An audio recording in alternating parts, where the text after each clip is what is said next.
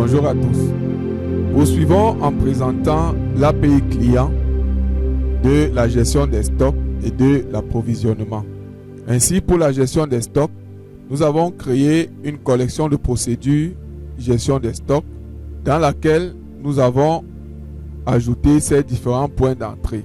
Mouvement article, mouvement boutique, inventaire, inventaire change statut pour changer le statut d'un inventaire, ligne inventaire avec les structures de données ST mouvement, ST ligne inventaire et ST inventaire. Présentons maintenant les diverses procédures que nous avons créées. La procédure PG TAP mouvement article qui va présenter les différents mouvements d'un article entre deux dates. Pour cette procédure, on appelle la procédure de HTTP Manager GET et on lui envoie les paramètres tels que vous voyez à l'écran. Et on récupère tous les mouvements de cet article. Pour la procédure des mouvements d'une boutique entre deux dates, nous avons également les paramètres suivants. Nous avons décidé que l'enregistrement des sorties de stock se fera directement dans le web service lors de l'enregistrement des lignes de vente.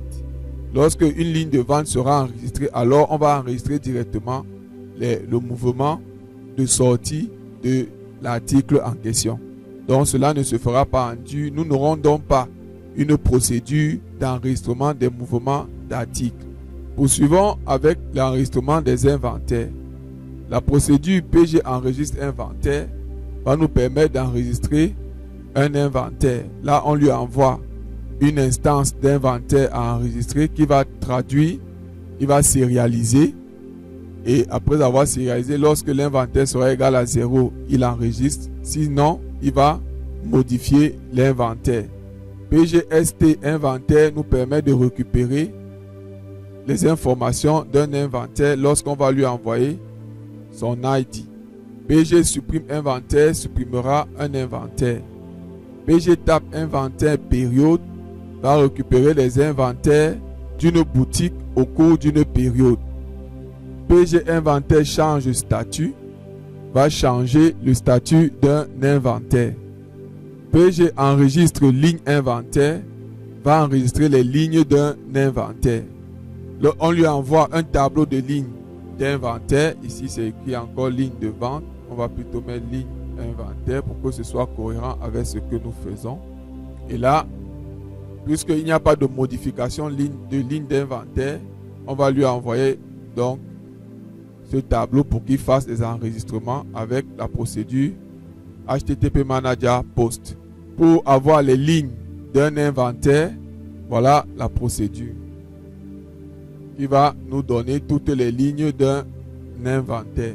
Ok, ceci étant fait, nous allons maintenant présenter la collection de procédures approvisionnement pour pouvoir approvisionner les articles dans la boutique.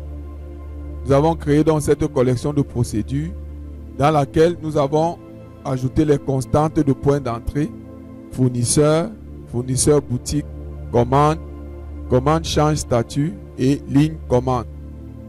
Avec les structures de données ST fournisseur, ST commande, ST ligne commande.